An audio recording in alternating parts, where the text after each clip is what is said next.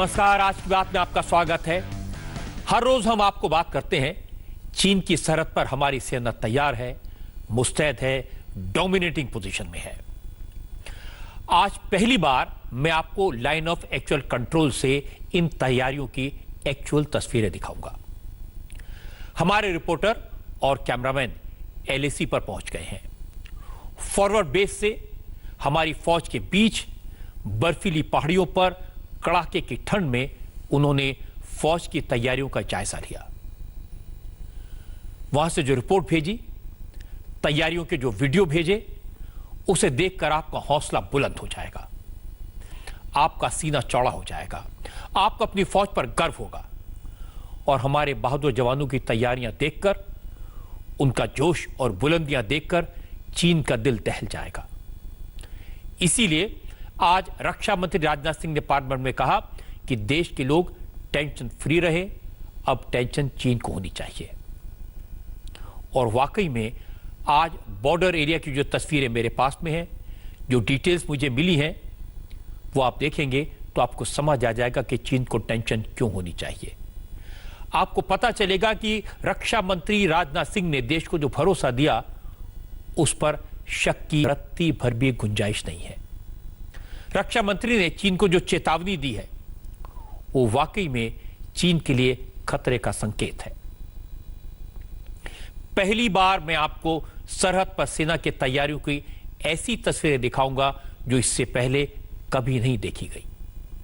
इन तस्वीरों को देखकर आपको अंदाजा लगेगा कि हमारे फौज के अफसरों का जोश इतना हाई क्यों है, हमारे प्रधानमंत्री नरेंद्र मोदी विश्वास से इतने भरे हुए क्यों हैं, इतने कॉन्फिडेंट क्यों हैं। और इस वक्त फॉरवर्ड लोकेशन पर ऐसी तैयारियां हैं जैसी इतिहास में पहले कभी नहीं थी। राशन डिपो भरे हुए हैं, दवाओं का पूरा स्टॉक है, फ्यूल डिपो फुल है। ग्लोब मास्टर और चिनूक हेलीकॉप्टर दिन में कई कई बार सामान के साथ फॉरवर्ड बेस पर पहुंच रहे हैं। आसमान में मिसाइलों से लैस जंगी जहाज लगातार चक्कर काट रहे हैं। सरहद पर सेना के ठिकानों पर इतना गोला बारूद और राशन पहुंचा दिया गया कि अगर चीन कोई गड़बड़ी करता है और मौसम खराब होने के कारण सप्लाई लाइन कट भी जाती है, तो भी हमारे सैनिकों को न तो हथियारों और न गोला बारूद की कमी होगी और न ही खाने पीने की चीजें कम पड़ेंगी। पूरी सर्दी अगर सप्लाई बंद रहे, बर्फ के बीच सप्लाई रुक जाए, तो भी हमारे जवानों को दिक्कत नहीं होगी। ऐसे इंतजाम किए हैं। इतना स्टॉक किया गया है जो इससे पहले इतिहास में कभी नहीं हुआ। हमारे डिफेंस एडिटर मनीष प्रसाद और कैमरा पर्सन चंद्रभान आज लेह में फॉरवर्ड एयरबेस पर गए, पूरा दिन वहां पर थे। उन्होंने इंडियन एयरफोर्स की तैयारियों को देखा।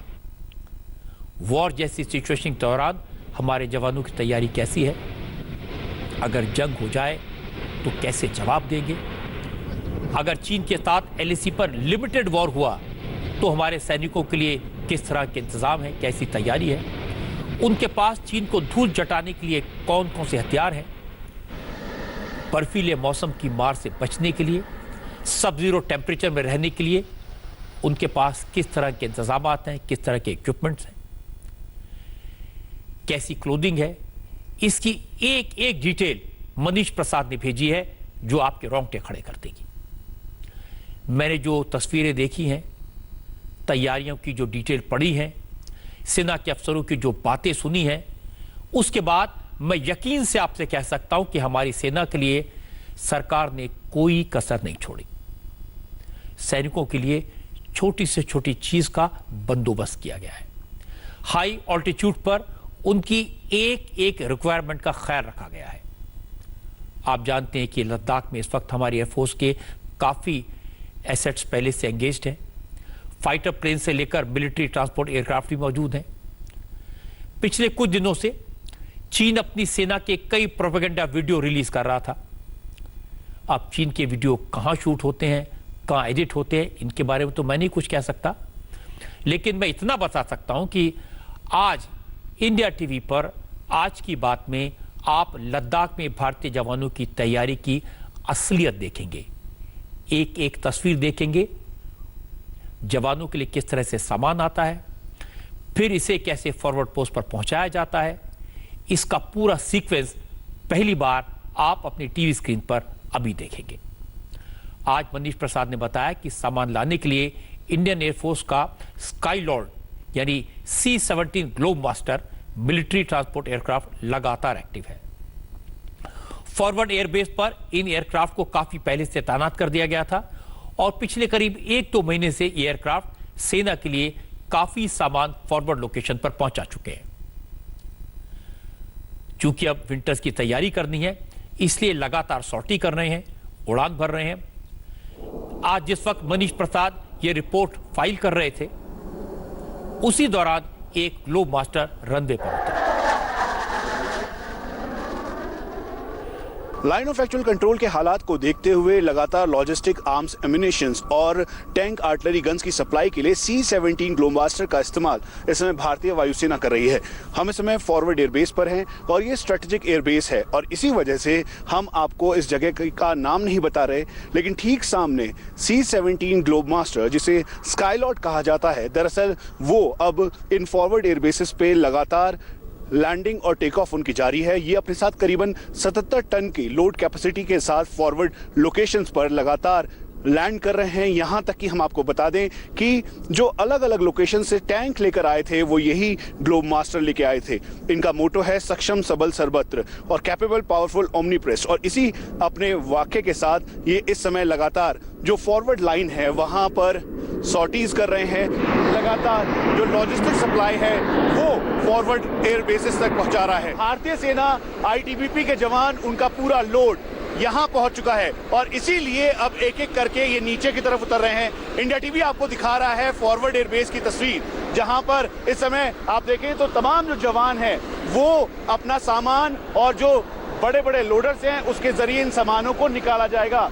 आप देखेंगे यहाँ पर प्रोटोकॉल फॉलो करते हुए साथ में सामान लोडेड है और यही वजह है कि जितने भी इस समय जवान यहाँ पर आए हैं उनको पूरी तरीके से मॉनिटर किया जा रहा है, चेक किया जा रहा है।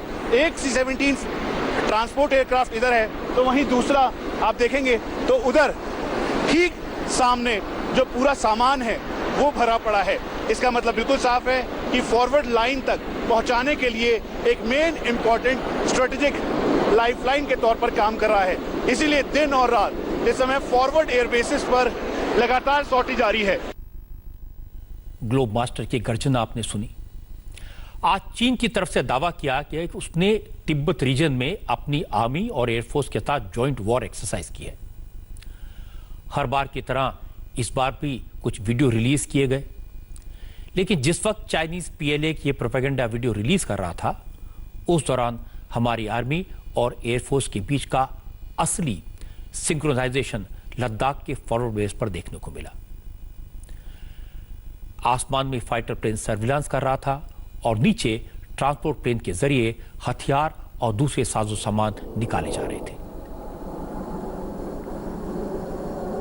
ठीक सामने फाइटर एयरक्राफ्ट Su-30 MKI यहाँ पर लगातार कॉम्बैट एयर पेट्रोल कर रहा है। स्ट्रेटेजिक कारणों से हम इसकी पूरी डिटेलिंग नहीं कर सकते, लेकिन हम आपको ये बता दें कि लगातार जो भारतीय वायुसेना के फाइटर एयरक्राफ्ट हैं वो फॉरवर्ड एरिया को डोमिनेट कर रहे हैं और यही वजह है कि चीन इस समय पूरी तरह से बौखलाया हुआ है। एक तरफ जहां लगातार जो MiG-29 upgraded Su-30 MKI with BrahMos, Jaguars और मिराज के जरिए लगातार कॉम्बैट एयर पेट्रोल किया जा रहा है, तो वहीं फीचर्स को डोमिनेट करने के लिए भारतीय सेना स्ट्रेटेजिक तौर पर करीबन 24 ऐसे फीचर्स हैं जिसको डोमिनेट कर रही है। इस समय लाइन ऑफ एक्चुअल कंट्रोल के हालात को देखते हुए ठीक सामने जो BMPs हैं वो एक एक करके उतारी जा रही है और C-17 जैसा कि इंडिया टीवी पहले आपको बता रहा था कि जो BMPs हैं, टैंक्स हैं, आर्टिलरी गन्स हैं, उनको एक एक करके नीचे की तरफ उतारा जा रहा है और इसीलिए इसको फॉरवर्ड एयर बेसिस पर तैनात किया जा रहा है ताकि कोई भी अगर खतरा होता है तो उससे निपटा जा सके। हम आपको ये भी बता दें कि इस BMP के अंदर CBRN टेक्नोलॉजी यानी केमिकल, बायोलॉजिकल, रेडियो एक्टिव और न्यूक्लियर वॉरफेयर की जो टेक्नोलॉजी है वो इसमें शामिल है और इसीलिए रणनीतिक तौर पर इसको यहाँ पर लाया गया है। C-17 से एक एक करके जो इस समय ट्रूप्स हैं वो उतर रहे हैं और साथ में जो स्पेशल फोर्सेस के जवान हैं, भारतीय सेना के जवान हैं जिन्हें क्वीन ऑफ बैटलफील्ड कहा जाता है, वो उतर रहे हैं। और यही वजह है कि इस समय भारतीय वायुसेना हर चैलेंज से निपटने के लिए इंटीग्रेटेड फॉर्म में भारतीय सेना के साथ फॉरवर्ड लाइन पर तैनात है। दो बातें मैं आपको बताऊं। एक तो हम बहुत दिन से कोशिश कर रहे थे कि आपको वाकई में वॉर जोन से, फॉरवर्ड बेस से जो हालत है उसकी असली तस्वीरें दिखाएं।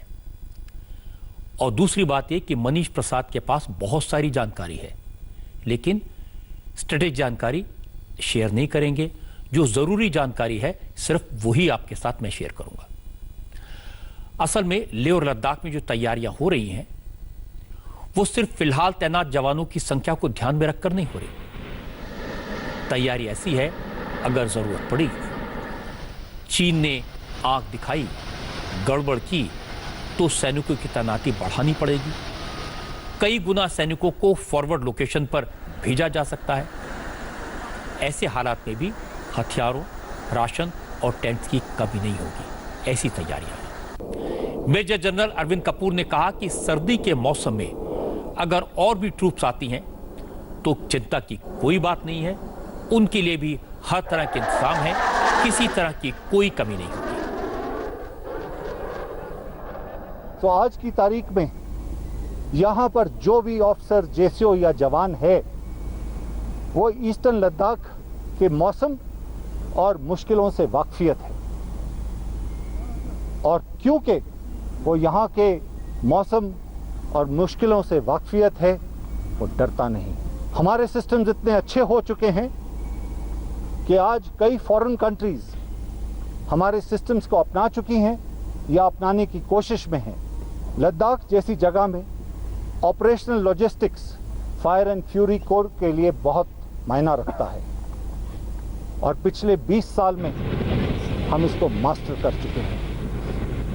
हमारा लॉजिस्टिक इंफ्रास्ट्रक्चर आज इतना स्मार्टली बिल्ट अप हो चुका है कि बाहर से आने वाला कोई भी यूनिट या formation plug and play mode में आकर यहाँ पर जो यूनिट्स तैनात हैं उनके साथ जुड़ जाता है और इमीडिएटली इफेक्टिव हो जाता है। आज हमारे पास इतना इक्विपमेंट है कि जैसे कि आपको दिखाया गया, हमने फ्रंट लाइन पे हर एक जवान को state of the art special winter clothing और टेंटेज दिया है। मेजर जनरल अरविंद कपूर की बात से पता चलता है कि हमारी फौज में कितना कॉन्फिडेंस है, कितना उत्साह है, कितना जोश है, कितनी तैयारी है और उन्हें अपने ऊपर कितना विश्वास है। वैसे पिछले दिनों में जितने भी टैंक्स, आर्टिलरी गन्स और infantry fighting vehicles forward base में आए हैं, ये सब ट्रांसपोर्ट एयरक्राफ्ट के जरिए ही यहां पहुंचाए गए हैं। चाहे T-90 या T-72 टैंक्स हों, आर्टिलरी गन्स हों, बोफोर्स गन हो या फिर दूसरी एंटी एयरक्राफ्ट गन, सबकी तैनाती हो चुकी है।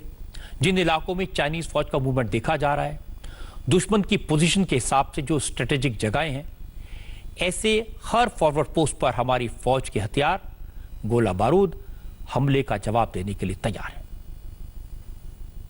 भारतीय सेना ने लाइन ऑफ एक्चुअल कंट्रोल के हालात को देखते हुए कई जगहों पर बोफोर्स भी तैनात किया है। हम आपको बता दें कि एहतियातन तौर पर इसका मेंटेनेंस भी किया जा रहा है और साथ में लाइन ऑफ एक्चुअल कंट्रोल पर इसको डिप्लॉय करने का मकसद ये है कि अगर चाइनीज पीएलए कहीं से भी कुछ मिस एडवेंचर करने की कोशिश करता है तो उसे जवाब दिया जा सके। ये 360 डिग्री टर्न किया जा सकता है और आपको ध्यान होगा कि कारगिल युद्ध के दौरान इसने एक अहम भूमिका निभाई थी। ये 3 राउंड 30 सेकंड के अंदर फायर करता है और रेंज करीबन 24 से 30 किलोमीटर इफेक्टिव है। इसीलिए इस समय मेंटेनेंस डिपो में पूरी तरह से इसे मेंटेन किया जा रहा है ताकि अपनी अचूक मारक क्षमता के साथ हाई ऑल्टीट्यूड वॉरफेयर में गेम चेंजर के रोल में एक बार फिर से ये एक्टिव हो सके। भारतीय सेना की फॉरवर्ड लोकेशन पर एक एयर वॉल के तौर पर जूस 23 इस समय तैनात है। हम आपको ये भी बता दें कि करीबन 2000 राउंड पर मिनट की इसकी कैपेसिटी है और 2.5 किलोमीटर तक की इफेक्टिव रेंज है। इसीलिए लाइन ऑफ एक्चुअल कंट्रोल के हालात को देखते हुए अगर एरियल थ्रेट यानी चाइनीज पीएलए का कोई भी आर्म्ड यूएवी या फिर एरियल थ्रेट आता है तो उससे निपटने के लिए पूरी तरह से ये कारगर जूस 23 mm है। मनीष की बातें सुनकर ये असली तस्वीरें देखकर वाकई में हौसला बुलंद हो जाता है। कल प्रधानमंत्री नरेंद्र मोदी ने भी देश के जवानों की बात की थी। पार्लियामेंट से कहा था कि विषम परिस्थितियों में कड़ाके की ठंड के बीच जिस माहौल में हमारे जवान देश की सरहद की रक्षा कर रहे हैं, उनके इस हौसले को पूरा देश सलाम करता है। हर देशवासी फौज के साथ खड़ा है। आज जब मनीष प्रसाद फॉरवर्ड एयरबेस पर पहुंचे तो उन्होंने उन इक्विपमेंट्स को देखा जो 18,000, 20,000 फीट की ऊंचाई पर हमारे जवानों के लिए पहुंचाए गए हैं। इस वक्त सरहद पर बर्फीली ऊंचाई वाले इलाकों में जवानों के लिए ऐसे टेंट्स लगाए गए हैं जो -50 डिग्री के टेम्परेचर में भी जवानों को सर्दी से बचाएंगे। इस पर ध्यान दीजिए, अगर टेम्परेचर -50 डिग्री होगा तो भी हमारे जवानों को सर्दी महसूस नहीं होगी। इन टेंट्स में solar lights, heater, 3 layer suits के अलावा कैमोफ्लेज जैकेट, एवलॉन्च किट से लेकर पूरी मेडिकल सप्लाई मौजूद है। ऐसे टेंट्स भी मौजूद है जो हमारे जवानों को भीषण सर्दी से बचाएंगे। अगर मौसम की वजह से कोई हादसा हो जाता है तो फिर ऐसी सूरत में भी जवानों को रेस्क्यू करने के लिए पुख्ता इंतजाम किए गए हैं। स्पेशल क्लोथिंग के तौर पर फर्स्ट लेयर, सेकंड लेयर और थर्ड लेयर क्लोथिंग पहनकर और साथ में जो गॉगल्स, स्कार्पा शूज और पूरे इक्विपमेंट के साथ इस समय जो भारतीय सेना के जवान हैं वो तैयार हैं। उनके ठीक पीछे अगर आप देखें तो ये एवलांच रेस्क्यू किट है। अगर यहां पर बर्फ में फंस जाते हैं तो इसके जरिए जो अंदर ऑक्सीजन है, नाइट्रोजन है, उसका सहारा लेते हुए इस बैग को आप ये समझ लीजिए कि हाई ऑल्टीट्यूड में स्ट्रेटेजिक तौर पर ये काफी इंपॉर्टेंट होगा। अगर एवलांच आता है या फिर कोई अनहोनी हो जाती है तो उसके लिए ये लेडर्स इन सब का इस्तेमाल करते हुए काफी फायदेमंद होगा। यही नहीं बल्कि इस बात को भी एहतियातन तौर पर ध्यान रखा गया है कि हाई ऑल्टीट्यूड एरिया में जो बैटल लोड है उसके साथ साथ हर एक जवान अपनी पूरी किट के साथ इक्विप्ड हो। इसीलिए व्हाइट कलर का ये जो कैमोफ्लेज है, ताकि अगर चारों तरफ बर्फ पड़ती है तो दुश्मन को ये पता ना लग पाए कि दरअसल भारतीय सेना का जवान वहां पर है। और यही वजह है कि ये व्हाइट एप्रिन के साथ पूरी तरीके से इक्विप्ड हैं। ये पोंचो ग्लेशियर है, साथ में ये जैकेट डाउन, ट्राउजर डाउन, ये अलग अलग लेयर्स हैं। हम एक और अहम जो बात है वो खास तौर पे उन लॉजिस्टिक्स को लेकर है, जैसे हाइपर बैरिक चैम्बर, कि अगर कहीं से भी कोई अनहोनी होती है या फिर अगर कोई जवान इंजर्ड हो जाता है तो उसको इसी बैग में रख के आसानी से एयरलिफ्ट किया जा सके। इसी टेंट की तरह से अगर -20, -30 डिग्री तक का तापमान है तो उसे कंट्रोल करने के लिए भारतीय सेना के जवान ऐसे ही टेंट में 20 से 30 की संख्या में आसानी से रहते हैं। उनको सारी फैसिलिटीज दी जाती है, सोलर पैनल, साथ में कैरो हीटर्स, उसके बाद गैस सिलेंडर, ताकि कहीं से भी अगर कोई मुश्किल हो तो उससे निपटने की पूरी तैयारी हो। दरअसल ठंड को देखते हुए पूरी तैयारी की गई है। चाइनीज पीएलए अपने प्रोपेगेंडा वीडियोस और मशीनरी के जरिए बार बार इस बात को कह रहा है कि भारतीय सेना अपने जवानों का ख्याल नहीं रखती। इसीलिए इंडिया टीवी ने तय किया कि हम आपको ग्राउंड रिपोर्ट दिखाएंगे। High altitude tents, medical emergency tents, उसके अलावा जवानों के रहने के टेंट्स और हाईएस्ट पीक फीचर्स पर रहने वाले टेंटों को दिखाएंगे। ये 10 से 12 जवानों को सक्षम बनाता है -50 डिग्री तक के टेम्परेचर में रहने के लिए। जैसा कि आप देख सकते हैं, ये ऊपर से वाटरप्रूफ है और अंदर से इसमें क्विल्टिंग की गई है। तो एक्सट्रीम कोल्ड क्लाइमेट में भी ये हमारे जवान को बखूबी सर्दी का सामना करने का हौसला देता है। Special clothing and mountaineering equipment को 2 भागों में बांटा गया है। कैटेगरी 1 में पर्सनल क्लोथिंग 21 आइटम जो हर जवान को इशू किए जाते हैं। आज की डेट में जो भी जवान आगे डिप्लॉयड हैं, हर एक को स्पेशल क्लोथिंग दिया जा चुका है। कैटेगरी 2 में अवलांच रेस्क्यू इक्विपमेंट जो आप मेरे पीछे देख सकते हैं, like HAPO bag, carabiners and obstacle crossing equipment आता है। और मैं गर्व से कह सकता हूं कि हमारा equipment state of the art equipment है। Special clothing and mountaineering equipment हर जवान बहुत गर्व से पहनता है। जब इस क्लोथिंग को देखें, वहां के टेम्परेचर के बारे में सोचें, तो ये भी सोचिए कि हमारे जवान कितने मुश्किल हालात में दुश्मन से लड़ते हैं। उनका काम कितना मुश्किल है। 18,000 फीट की ऊंचाई पर पेट्रोलिंग करना कोई आसान बात तो नहीं है। ऐसी जगहों पर जाना जहां ऑक्सीजन की कमी है, दुश्मन के अलावा कई और तरह के खतरे चारों तरफ फैले हैं। खराब मौसम, सर्द हवा, बर्फीले तूफान, इन सब से बचते हुए पेट्रोलिंग करनी है, दुश्मन पर नजर रखनी है, सरहद की रक्षा करनी है। इन सारे खतरों को देखते हुए हमारे जवानों को ऐसे मौसम में रहने की स्पेशल ट्रेनिंग दी जाती है। लेकिन इस सब के बावजूद कई बार हादसे हुए हैं। बर्फीले तूफान में कई बार सैनिकों के दबने की खबर हमने सुनी है। लेकिन ऐसी सिचुएशन में आर्मी पूरी तरह मुस्तैद रहती है।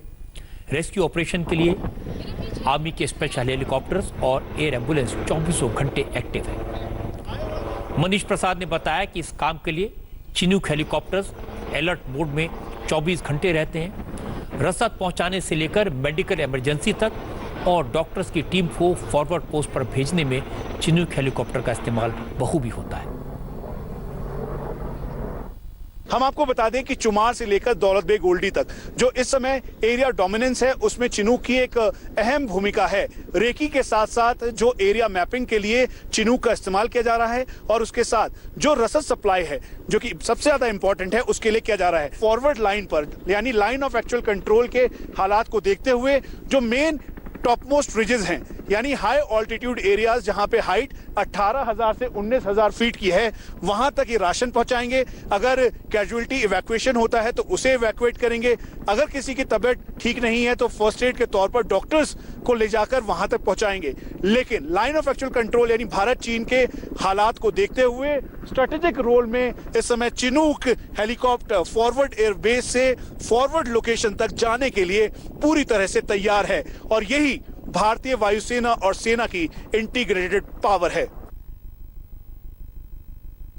हाई एल्टीट्यूड में ऑक्सीजन की अभाव की वजह से यहाँ पे high altitude pulmonary oedema that is lungs में पानी भर जाता है और हाई एल्टीट्यूड सेरेब्रल एडिमा जिसमें दिमाग में पानी भर जाता है, ये जानलेवा होती है। एंड इनको हमको इवैक्यूएट करने के लिए हमारे पास ये जो पीछे हैपो बैग दिख रहा है आपको, ये स्पेशलाइज्ड बैग है जिसमें हम प्रेशराइज करके हेलीकॉप्टर से आगे हाई एल्टीट्यूड पोस्ट से हम अपने पीछे वाले अस्पताल में पेशेंट को इवैक्यूएट करते हैं। इसके अलावा ये जो पेशेंट आइसोलेशन बैग आपको दिख रहा है यहाँ पे, ये अगर कोविड सस्पेक्टेड पेशेंट है अथवा कोविड की सस्पिशन है इसमें, तो ऐसे मरीज को भी हम बिना हेलीकॉप्टर के जो एयर क्रू है उनको इन्फेक्ट किए बिना हम पेशेंट्स को हम पीछे कैजुअलिटी इवैक्यूएट करते हैं। हमारे पास स्पेशल स्ट्रेचर्स है जो अवलांच रेस्क्यू स्ट्रेचर्स जो आपको दिखेंगे अभी यहाँ पे, इसको हम हेलीकॉप्टर को लैंड किए बिना ये स्ट्रेचर नीचे जाती है, मरीज उसमें स्ट्रैप किया जाता है और ऊपर विंच करके हेलीकॉप्टर तक लाया जाता है। उसके बाद कैजुअलिटी इवैक्यूएशन सक्सेसफुली किया जाता है। ब्रिगेडियर जयराम की बात सुनकर पता चलता है कि अपने जवानों की देखभाल करने के लिए, अगर कोई हादसा हो जाए उन्हें बचाने के लिए, उनका ख्याल रखने के लिए किस तरह की तैयारी की गई है। आपको याद होगा कुछ दिन पहले चाइनीज आर्मी का एक वीडियो सामने आया था जिसमें चीनी सैनिकों को ड्रोन के जरिए नूडल सर्व किए जा रहे थे, गरम गरम नूडल। और चाइना ने कहा था कि इंडियन आर्मी को कड़ाके की ठंड में ऐसा खाना नसीब नहीं होता। लेकिन आज हमारे रिपोर्टर्स ने चीन के प्रोपेगेंडा को पूरी तरह से एक्सपोज कर दिया। मनीष प्रसाद जब फॉरवर्ड एयरबेस पर पहुंचे, उसी दौरान ट्रांसपोर्ट एयरक्राफ्ट में भारी तादाद में जवानों के लिए राशन अनलोड हो रहा था। उन्होंने इसे देखा। राशन को इकट्ठा करने के लिए बाकायदा एक डिपो तैयार किया गया है। मनीष ने जब राशन को लेकर फौज के अफसरों से बात की तो पता चला हमारे जवानों के लिए टॉप क्वालिटी फूड तैयार है। इस वक्त 14,000 टन राशन और दूसरे डेली यूज के सामान का स्टॉक हो चुका है। बड़ी बात यह है कि एलएसी पर टेंशन को देखते हुए, लाइन ऑफ एक्चुअल कंट्रोल पर हालात की गंभीरता को देखते हुए कम से कम 12 से 14 महीने का राशन स्टॉक जमा हो चुका है। यानी अगर चीन के साथ लिमिटेड वॉर होती है और आगे ऐसी सिचुएशन बनती है कि हमारे जवानों के लिए रसद की, राशन की कोई दिक्कत नहीं होनी चाहिए, और इसकी पूरी तैयारी है। चाहे कुछ भी हो जाए, साल भर तक सप्लाई लाइन जारी रहेगी।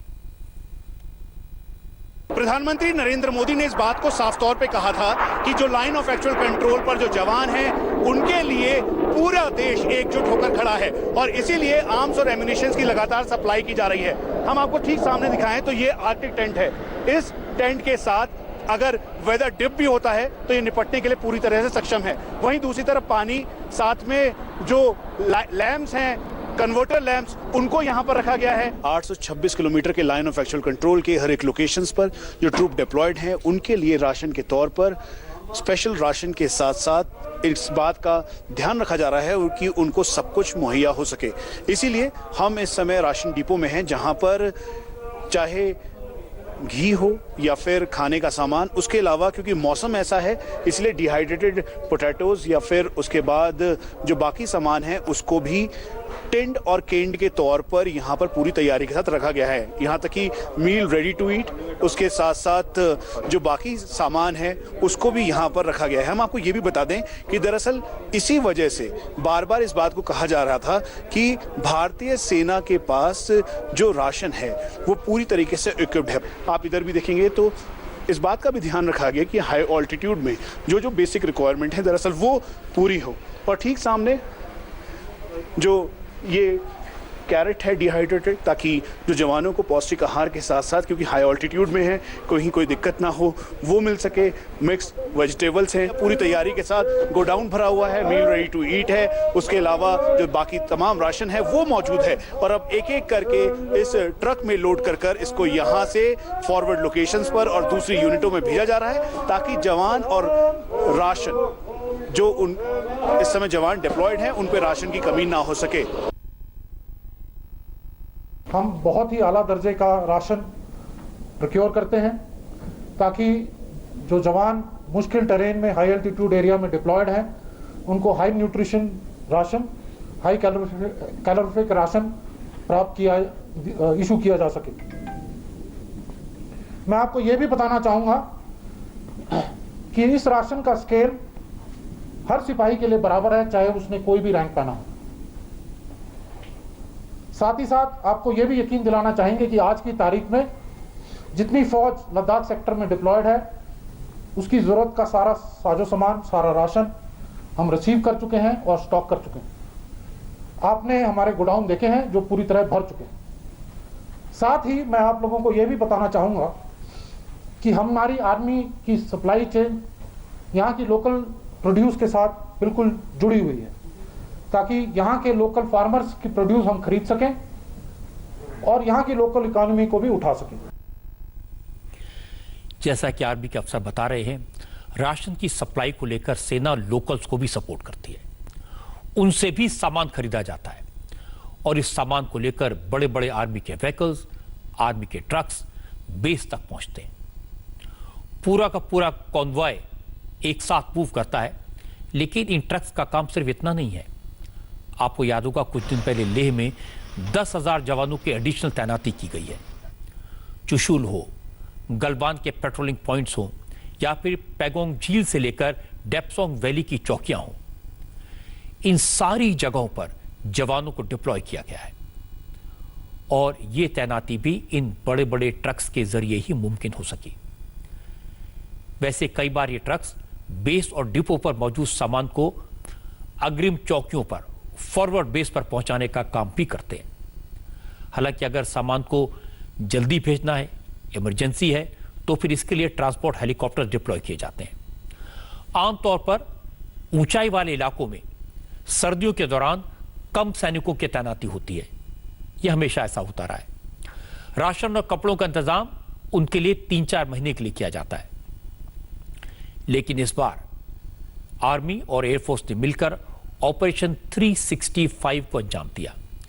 ऑपरेशन 365 इसका मतलब है साल के 12 महीने 365 दिन अगर सप्लाई बंद रहे तो राशन और हथियार और गोला बारूद की कमी हमारे जवानों को न हो।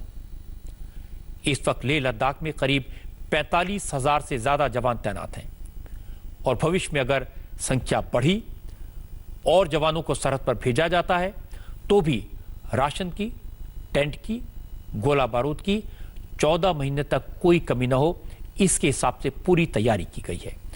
हर छोटी बड़ी चीज को ध्यान में रखा गया है। मनाली से लद्दाख और श्रीनगर से लद्दाख, ये दो स्ट्रेटेजिक रास्ते हैं जिस पर चीन और पाकिस्तान की नजर है। मनाली से लद्दाख 440 किलोमीटर है और वहीं 420 किलोमीटर श्रीनगर से लद्दाख है। इसीलिए भारतीय सेना का कॉन्वॉय मूवमेंट बेहद सतर्कता के साथ 24 घंटे चलता है, जिसमें आर्म्स, एम्युनिशंस, लॉजिस्टिक के साथ अलग अलग एरियाज में इनको डिप्लॉय किया गया है। ये 100 गाड़ियों का पूरा कॉन्वॉय है जो कि इस समय लाइन ऑफ एक्चुअल कंट्रोल के फॉरवर्ड लोकेशन पर आगे बढ़ रहा है। हम आपको ये भी बता दें कि दरअसल अटल टनल और एनपीडी रोड के बन जाने से ये एक स्ट्रेटेजिक रोड होगा जिसमें मनाली से चीन और पाकिस्तान की आंखों से ओझल होकर ये कॉन्वॉय आसानी से हर मौसम में लद्दाख और फिर उसके बाद फॉरवर्ड लोकेशन तक पहुंच सकेगा। इसीलिए इंडिया टीवी आपको सीधा ग्राउंड रिपोर्ट दिखा रहा है। कॉन्वॉय मूवमेंट के साथ साथ भारतीय सेना के लॉजिस्टिक, आर्म्स, एम्युनिशंस, फ्यूल्स सब इस समय फॉरवर्ड लाइन पर इंटैक्ट है और यही वजह है कि रणनीतिक तौर पर भारत ऊंचे ऊंचे फीचर्स पर बैठा हुआ है और चाइनीज पूरी तरीके से बैकफुट पर हैं। फायर एंड फ्यूरी कोर में हम इनको बड़े आदर और सम्मान के साथ रोमियो और जुलू एक्सिस से पुकारते हैं। ज़्यादातर लगभग 6 महीने के लिए बंद रहते हैं, लेकिन पिछले कुछ महीनों में हमने ये पीरियड को 120 दिन से भी कम कर दिया है। आगे आने वाले दिनों में अटल टनल माननीय प्रधानमंत्री श्री नरेंद्र मोदी इनॉग्रेट करेंगे। दारचा, नीमू, पदम लिंक भी तैयार है। इमीडिएट फ्यूचर के अंदर आप देखेंगे कि लद्दाख रीजन को राउंड द ईयर कनेक्टिविटी मिल जाएगी। फायर एंड फ्यूरी नाम ही ऐसा है कि सुनकर दुश्मन के होश उड़ जाएं। और अगर दुश्मन इन अफसरों की बात सुन ले, इनका कॉन्फिडेंस लेवल देख ले, तो उनके पैरों के नीचे से जमीन निकल जाएगी। किसी भी मिलिट्री ऑपरेशन के लिए आर्म्स, एमुनेशन जितना जरूरी होता है उतना ही जरूरी होता है फ्यूल। अगर फ्यूल नहीं होगा तो गाड़ी आगे कैसे बढ़ेगी? इसको ध्यान में रखते हुए फॉरवर्ड बेस पर फ्यूल का स्टॉक जमा किया जा रहा है। दर्जनों टैंकर रोजाना पेट्रोल और डीजल लेकर यहां आ रहे हैं और ऑयल डिपो में फ्यूल स्टोर किया गया है। ये तेल आर्मी की गाड़ियों के लिए तो काम आता ही है, साथ साथ विंटर सीजन में जवानों को सर्दी से बचाने के लिए जो बुखारे जलाए जाते हैं उनके लिए भी इस फ्यूल की सप्लाई की जाती है। ये देश का सबसे बड़ा और हाई ऑल्टीट्यूड पर बना एफओएल डिपो है। हम आपको बता दें कि यहां से 826 किलोमीटर की लाइन ऑफ एक्चुअल कंट्रोल पर फ्यूल की सप्लाई लगातार की जाती है। इस समय जो ये बड़े बड़े टैंकर्स हैं, दरअसल इनसे पूरे फ्यूल को इसके टैंक के अंदर रखा जा रहा है और फिर उसके बाद इसे आगे की सप्लाई के लिए फॉरवर्ड किया जाएगा। कुल मिला के 16 ट्रक्स एक टाइम पर इन जगहों पर पूरी तरीके से डिलोड हो रहे हैं और फिर उसके बाद यही फ्यूल अलग अलग गाड़ियों में भरकर अलग अलग लोकेशंस पर ले जाया जाएगा। इंडिया टीवी को मिली जानकारी के मुताबिक फॉरवर्ड लोकेशंस पर डिप्लॉयमेंट के साथ साथ उनको कहीं से भी फ्यूल, ऑयल, लुब्रिकेंट की जरूरत भारतीय सेना के जवान और भारतीय वायुसेना के जो ऑफिशियल्स ऊपर की तरफ मौजूद हैं, हाई ऑल्टीट्यूड में मौजूद हैं, उनको इसकी कमी ना हो, इसीलिए दिन और रात इसको पूरी तरीके से रखा जा रहा है। ये डिपोज हमारी आने वाली सर्दियों के लिए पूरी तरह से स्टॉक है और यहाँ से हम आगे रिप्लेनिशमेंट चेन के लिए फॉरवर्ड ट्रूप्स के लिए यहाँ से हम अपनी सप्लाई भेजते हैं। ये सबसे ऊंचा और सबसे बड़ा डिपो है हमारा और यहाँ से जो फ्यूल जाता है वो गाड़ियों में और ट्रूप्स के लिए बुखारियों में जो उनको सर्दी में गर्म रख सके उसके काम आता है। चीन से लगी सरहद पर हमारी फौज की तैयारियां देखकर लगता है कि हमारी फौज कितनी एडवांस में प्लानिंग करती है, कितनी बहादुरी से, कितने साइंटिफिक तरीके से प्लानिंग की गई है और हमारी फौज कितनी सक्षम है। और यह भी समझ आता है कि रक्षा मंत्रालय ने जवानों के सपोर्ट के लिए कितने बड़े पैमाने पर इंतजाम किए हैं। विश्वास होता है कि हमारी सीमाएं सुरक्षित हैं, लेकिन हमें याद रखना चाहिए कि फॉरवर्ड बेस पर जिंदगी बहुत मुश्किल होती है। कितने भी इंतजाम कर लें, कितनी भी सुविधाएं दे दें, हड्डियां गलाने वाली कड़ाके की ठंड है। कुछ दिन बाद तो यहां बर्फ ही बर्फ होगी, ऑक्सीजन और भी कम हो जाएगी, सांस लेना मुश्किल होगा। हमारे सैनिकों के पास इस मौसम में लड़ने का साजो सामान तो है, खाने पीने का इंतजाम भी है, गोला बारूद है, लेकिन हमें यह नहीं भूलना चाहिए कि ऊंची चोटियों पर खतरा भी बेइंतहा है। इसलिए सरहद पर तैयारियों की तस्वीरें देखें तो अपनी फौज पर, अपने सैनिकों की बहादुरी पर गर्व करें। और यह सही है कि उनकी हिम्मत देखकर हौसला बढ़ता है और याद आता है कि जब उनसे पूछा जाता है हाउ इज द जोश, वो कहते हैं हाई सर। इस जोश के साथ पूरे देश को खड़ा रहने की जरूरत है। इस जज्बे को बार बार सलाम करने की जरूरत है ताकि हमारे बहादुर सिपाहियों को, जांबाजों को यह पता रहे कि पूरा देश उनके पीछे खड़ा है। आज यही बात रक्षा मंत्री राजनाथ सिंह ने पार्लियामेंट में कही जब उन्होंने LAC पर हमारे सेना की तैयारियों के बारे में बताया। ये वही तैयारियां हैं जिनकी तस्वीरें आपने अभी देखी। आज पार्लियामेंट में रक्षा मंत्री राजनाथ सिंह ने LAC पर चीन की हरकतों से पैदा हुई हालत पर डिटेल में जानकारी दी। राजनाथ सिंह ने कहा, यह बात पूरी दुनिया जानती है कि LAC पर टेंशन है और इसकी वजह चीन की बदनीयती और बेतुका एग्रेशन है। रक्षा मंत्री ने कहा, चीन न तो पुराने समझौतों को मान रहा है, न बातचीत में हुई सहमति पर टिकता है, न LAC को लेकर बने मैकेनिज्म को फॉलो कर रहा है। चीन ने भारी तादाद में सैनिकों और हथियारों की तैनाती कर दी है, इसलिए भारत ने बराबरी की तैयारी की है। राजनाथ सिंह ने कहा कि भारत ने चीन को बता दिया कि हम शांति चाहते हैं, लेकिन शांति तभी तक रहेगी जब तक चीन हद में रहेगा। रक्षा मंत्री ने साफ साफ कहा, भारत इस वक्त हर तरह के सिचुएशन के लिए पूरी तरह रेडी है। अभी की स्थिति के अनुसार चाइनीज साइड ने LAC और अंदरूनी क्षेत्रों में बड़ी संख्या में सैनिक टुकड़ियां और गोला बारूद मोबिलाइज किया हुआ है। पूर्वी लद्दाख और गोगरा और कोंकला और पेंगोंग लेक का नॉर्थ और साउथ बैंक पर कई फ्रिक्शन एरियाज हैं। चीन की कार्रवाई के जवाब में हमारी आर्म फोर्सेज ने भी इन क्षेत्रों में उपयुक्त काउंटर डिप्लॉयमेंट्स किए हैं अध्यक्ष महोदय, ताकि भारत के सिक्योरिटी इंटरेस्ट को पूरी तरह से सुरक्षित रखा जा सके। बीते समय में भी चीन के साथ हमारे बॉर्डर एरियाज में लंबे स्टैंड ऑफ्स की स्थिति यह कई बार बनी है, जिसका शांतिपूर्ण तरीके से समाधान भी किया गया था। हालांकि इस वर्ष की स्थिति, चाहे वो ट्रूप्स की स्केल ऑफ इन्वॉल्वमेंट हो या फ्रिक्शन पॉइंट्स की संख्या हो, वह पहले से बहुत अलग है। फिर भी हम मौजूदा स्थिति के शांतिपूर्ण समाधान के लिए पूरी तरह से कमिटेड हैं। इसके साथ साथ मैं सदन को आश्वस्त करना चाहता हूं कि हम सभी परिस्थितियों से निपटने के लिए भी तैयार हैं। सदन को आश्वस्त रहना चाहिए कि हमारी आर्म्ड फोर्सेस इस चुनौती का सफलतापूर्वक सामना करेंगी और हमारी आर्म्ड फोर्सेस साथ ही साथ जिस प्रकार की उनके द्वारा आज भी कार्रवाई की जा रही है, जिस प्रकार से सीमा की रक्षा की जा रही है, हम सबको अपनी हमारी आर्म फोर्सेज के ऊपर गौरव है अध्यक्ष महोदय, गौरव की अनुभूति होती है। अभी जो स्थिति बनी हुई है उसमें सेंसिटिव ऑपरेशनल इश्यूज शामिल हैं। हमारे आर्म फोर्सेज के जवानों का जोश एवं हौसला बुलंद है, इस पर किसी को संदेह नहीं होना चाहिए। जिस जोश और हौसले का जिक्र राजनाथ सिंह ने किया, उसकी तस्वीरें मैंने आपको दिखाई। इससे पता चलता है कि हमारी ये तैयारियां कितनी हैं, और राजनाथ सिंह ने जो पार्लियामेंट को बताया उसके सबूत मैंने आपको दिखाए। रक्षा मंत्री ने कहा कि चीन मई के बाद से अब तक कई मौकों पर घुसपैठ की कोशिश कर चुका है। इसके बाद भी चीन से हमने बात की, मीटिंग में जो सहमति बनी, चीन उस पर भी कायम रहने को तैयार नहीं है। राजनाथ सिंह ने कहा, हमारे जांबाज सैनिकों ने गलवान वैली में चीन के फौजों को सबक सिखाया, लेकिन उसके बाद भी चीन की हरकतें संदेह पैदा करने वाली हैं। सरहद पर तनाव है और हमारी फौज भी हर तरह की चुनौती का जवाब देने के लिए तैयार है।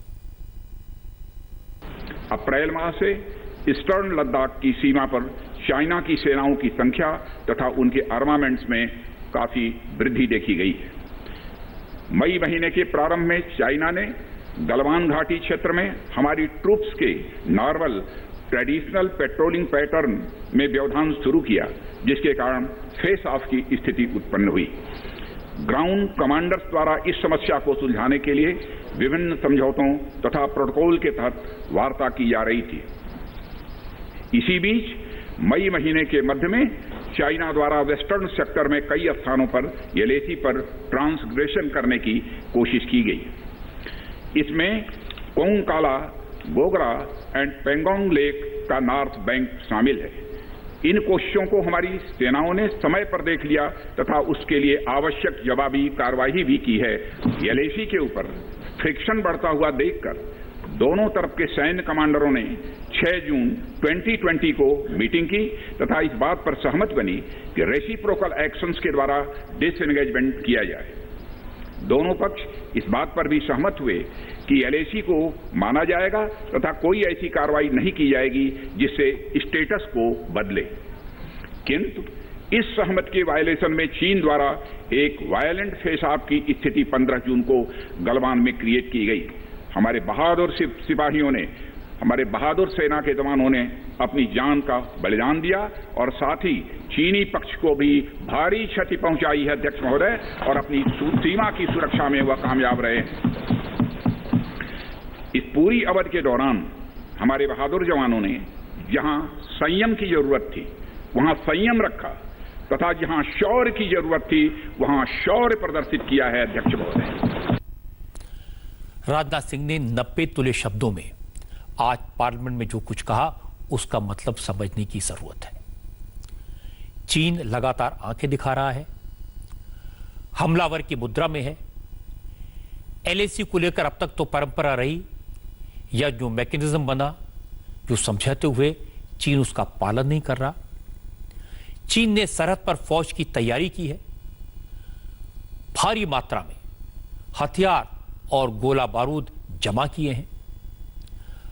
भारत ने डिप्लोमेटिक लेवल पर बात की, मिलिट्री लेवल पर कई बार बात हुई। एनएससी अजीत डोवल ने कोशिश की, राजनाथ सिंह ने चीन के रक्षा मंत्री से बात की, एस जयशंकर ने चीन के विदेश मंत्री से बात की। लेकिन आज राजनाथ सिंह ने साफ साफ संकेत दिए कि चीन कोई बात सुनने को तैयार नहीं है, न किसी तर्क को मानने को तैयार है, न किसी समझौते को, न अपने वादे को। इसीलिए हमारी फौज ने भी बराबर की तैयारी की है। प्रधानमंत्री नरेंद्र मोदी ने देश की सेनाओं को खुली छूट दी है कि वो परिस्थिति के अनुसार एक्शन ले, और यह बताया कि पूरा देश उनके पीछे खड़ा है। राजनाथ सिंह ने जो कहा उसका एक बड़ा मतलब यह है कि सीमा पर जंग की सिचुएशन को रूल आउट नहीं किया जा सकता। इसकी संभावना लगातार बनी हुई है क्योंकि चीन कुछ भी मानने को तैयार नहीं है। सरहद पर हमारे सैनिक चीन के साथ दो दो हाथ करने को तैयार हैं। पूरा देश सैनिकों के साथ है। लेकिन आज पार्लियामेंट में सियासी जंग हुई ड्रग्स के मुद्दे पर। कंगना रनौत और बीजेपी के एमपी रवि किशन के बयान पर जया बच्चन की नाराजगी मैं आपको दिखाऊंगा। आज पार्लियामेंट में जया बच्चन ने फिल्म इंडस्ट्री की गरिमा को चोट पहुंचाने वालों पर सीधा हमला किया। जया बच्चन ने कहा, जिन लोगों को फिल्म इंडस्ट्री ने इतना बड़ा बनाया, पहचान दी, पैसा दिया, अब वही लोग फिल्म इंडस्ट्री को गटर बता रहे हैं। जया बच्चन ने किसी का नाम तो नहीं लिया, लेकिन कहा कुछ खराब लोगों की वजह से पूरी फिल्म इंडस्ट्री को बदनाम नहीं किया जा सकता। सर, मेरा कहना यह है, entertainment industry in our country which provides direct employment every day to 5 lakh people and indirect employment to 5 million people. At a time when the financial situation is in a depressing state and employment is at the worst level, in order to divert the attention of the people, we are being used to be flogged by the social media and the government's non-support. Sir, people who have made their name in this film industry have called it a gutter. I completely disagree and I really disassociate, and I hope the government tells these people who have made their earning, name and fame in this industry to stop using such language. There are people in the entertainment industry who are some of the highest taxpayers. They are still being harassed. I think that it is very, very important that the government must support this industry and not kill it just because there are few people. You cannot tarnish the image of the entire industry. Right. Film industry को gutter Kangana Ranaut ने कहा था। जया बच्चन ने उनका नाम तो नहीं लिया और फिर बीजेपी के एमपी रवि किशन को आड़े हाथों लिया।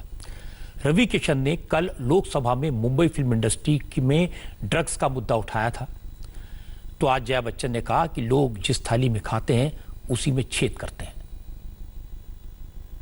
I was really embarrassed and ashamed that yesterday one of our members in the Lok Sabha spoke, who is from the industry, against, I'm not taking a name, against the film industry. It's a shame. जिस थाली में खाते हैं उसमें छेद करते हैं, गलत बात है। I need the protection, the industry needs the protection and support of the government. जब जया बच्चन ने कहा जिस थाली में खाते हैं उसमें छेद करते हैं, तो रवि किशन ने जवाब दिया, कहा वो तो फिल्म इंडस्ट्री की बीमारी का इलाज करवाना चाहते हैं, उन्हें जया बच्चन से सपोर्ट की उम्मीद थी। रवि किशन ने कहा जहां तक थाली में छेद करने का सवाल है तो बताना चाहते हैं कि मुंबई फिल्म इंडस्ट्री में उन्हें किसी ने काम नहीं दिया, उन्होंने खुद अपनी जगह बनाई, वो खुद थाली लाए, खुद खाना बनाया और अपनी मेहनत से स्टार बने। मैं चाह रहा था कि आज सुबह राज्यसभा 9 बजे से थी, वो मेरा साथ देंगी और वो बोलेंगे कि रवि ने अच्छा कहा, क्योंकि वो मैं उनका पैर छूता हूँ सेंट्रल हॉल में और हमने भोजपुरी फिल्म साथ में की गंगा। जया जी, पहली बात तो कौन सी थाली, मुझे किसी ने नहीं थाली दी जया जी, ना किसी ने मुझे आज तक भोजन परोसा, ना सोने की थाली, ना चांदी की, ना पीतल की, मुझे कुछ नहीं। मैंने एक भोजपुरिया थाली जरूर बनाई जया जी। जो इंडस्ट्री बंद थी मैंने अपनी स्ट्रगल की, उसमें लिट्टी चोखा देश की जनता ने रखा, मेरे भोजपुरिया समाज ने बिहार यूपी से रखा, हमको सुपरस्टार बनाया, फिर मुझे सांसद बनाया। तो मुझे तो नहीं पता कि आप कौन सी थाली की बात कर रही हैं। हाँ, अगर जया जी फिर भी अगर ऐसी थाली जिसमें ड्रग्स हैं तो यस, मैं उसको छेद करना चाहूँगा। शेर की तरह अपनी बात रखा और मैंने अपने देश के लिए, अपनी युवा पीढ़ी के लिए, अपनी फिल्म इंडस्ट्री के लिए मैं खड़ा रहा, आवाज बुलंद किया मैंने, ना कि मैं कावड़ कि मेरा क्या होगा, मुझे काम नहीं मिलेगा, मैं बर्बाद हो जाऊंगा, मैं खत्म हो जाऊंगा, या लोग क्या कहेंगे और ये वो, और नहीं। जया जी, लानत है फिर मेरा सांसद बनना और मेरी जिंदगी का। जया बच्चन ने किसी का नाम तो नहीं लिया था, लेकिन कंगना रनौत ने जया बच्चन का उनके परिवार का नाम लेकर रिएक्ट किया। ट्विटर पर लिखा, अगर मेरी जगह आपकी बेटी श्वेता होती, अगर टीनेज में श्वेता बच्चन के साथ भी मारपीट होती, उसे ड्रग किया जाता, मॉलेस्ट किया जाता, तब भी आप यही कहती? अगर आपका बेटा अभिषेक बच्चन भी बुलिंग और हैरेसमेंट की शिकायत करता, तब आप क्या यही कहती? हम लोगों के प्रति भी थोड़ी सहानुभूति दिखाइए। जया बच्चन ने अपनी बात कही, अपना विरोध जताया, लेकिन किसी का नाम नहीं लिया। लेकिन कंगना ने जया बच्चन पर पर्सनल कमेंट किया, यह मर्यादा के खिलाफ है, बिलो द बेल्ट है। जया बच्चन की बात ठीक है कि 2-4 लोगों की गलतियों की वजह से पूरी फिल्म इंडस्ट्री को जिम्मेदार नहीं ठहराया जा सकता। मुंबई फिल्म इंडस्ट्री का एक शानदार इतिहास है, बड़े बड़े कलाकार इस इंडस्ट्री ने दिए हैं, पूरी दुनिया को एंटरटेन किया है। इसलिए 1-2 लोगों के कारण फिल्म इंडस्ट्री के योगदान को कम करके आंकना तो ठीक नहीं होगा। जहां तक ड्रग्स रैकेट का सवाल है, आत्महत्या का सवाल है या हत्या का सवाल है, जो आरोप लगे हैं और जो लोग आरोपी हैं उनकी जांच 3 एजेंसियां कर रही हैं। इसलिए किसी को इसकी शिकायत तो नहीं होनी चाहिए। फिलहाल रुकेंगे ब्रेक के लिए और ब्रेक के बाद मैं आपको दिखाऊंगा बिहार में नदियों में उफान के कारण पानी में गिर रही स्कूल की बिल्डिंग्स की हैरान करने वाली तस्वीरें। बिहार में इन दिनों आप जानते हैं जबरदस्त बारिश हो रही है। बारिश के बाद ज्यादातर नदियां उफान पर हैं। पानी के तेज बहाव के कारण मिट्टी का कटाव हो रहा है और ये कटाव नदी किनारे बनी बिल्डिंग्स के लिए खतरनाक साबित हो रहा है। गोपालगंज में गंडक नदी से हुए कटाव की वजह से मिडिल स्कूल की 2 मंजिला बिल्डिंग देखते ही देखते नदी में समा गई। इस इसी तरह की तस्वीरें पूर्णिया से आई। यहाँ कनकई नदी के तेज बहाव में गांव के प्राइमरी स्कूल की बिल्डिंग टूट कर बह गई। गांव वालों ने बताया कि स्कूल के पास मिट्टी के कटाव की जानकारी प्रशासन को दी गई थी, लेकिन जब तक एक्शन होता तब तक नदी के बहाव में स्कूल का नामो निशान नहीं। अब से थोड़ी देर पहले बिहार से एक और दुख भरी खबर आई है। बिहार के कई इलाकों में बिजली गिरने से 15 लोगों की मौत हो गई है। मुख्यमंत्री नीतीश कुमार ने पीड़ित परिवार को 4-4 लाख रुपए के मुआवजे का ऐलान किया है।